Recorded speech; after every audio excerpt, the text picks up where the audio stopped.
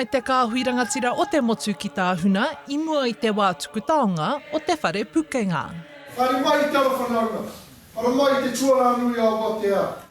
Nō tēnei ata I whiwhi tohu a Tā Tipene O'Regan, Edward Ellison, me Gail Tipa ki te whakamana I a rātou mahi hei kai arihi Ngāi Tahu, hei kai tia ki tai ao, me o rātou whai wāhitanga ki ngā whakataunga kreme a ngā iwi, me ngā rāngai maha. He rakatira te whakaaro. He mea nui hoki kia whai wāhi mātou tonu, mātou o Ngāi Tahu, ki te tuku mihi I tēnei wā te tokotoru.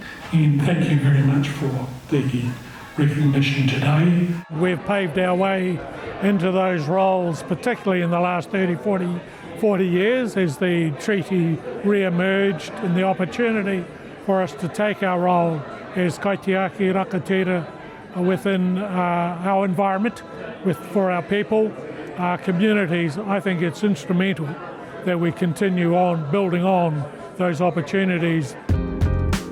I whakatūria ngā tohu Te Whare Pūkenga I te tau 2012 mātahi, kia whai wāhi mō ngā rangatira a iwi e tiaki e whakaora tonu ana I te ao Māori ki te hui nei.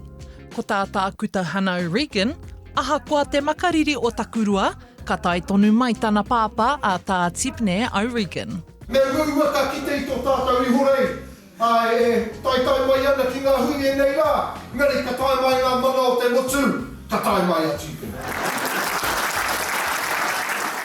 I te wā e mātaki atu ana ia I ka tōraka pū, ka tāmitake I ruki a tātou te kino hoki o te karawhiu o tēnei kāwanataka I ka take Māori. Ka take I whawhaitia e ia me tōna rahi I roto I ka tau, nā reira tōna mamai. Nā reira I tēnei rā, he mea nui tana tū ki mui I te iwi nei kia tuku I tana tautoko kia rātau e whawhai tunu ana I au a whawhai. Post-settlement, we've really established, strengthened, bolstered our role within our takiwā, within our particular runaka area, as an iwi within the national scene as well. So we are well positioned. I think we are as well positioned as we've ever been to continue that work. Kaurea Gail Tipa I tai atu ki Tāhuna I tēnei wiki.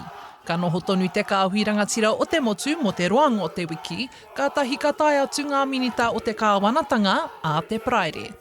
Pora Kairangi Nicholas, Tahu News.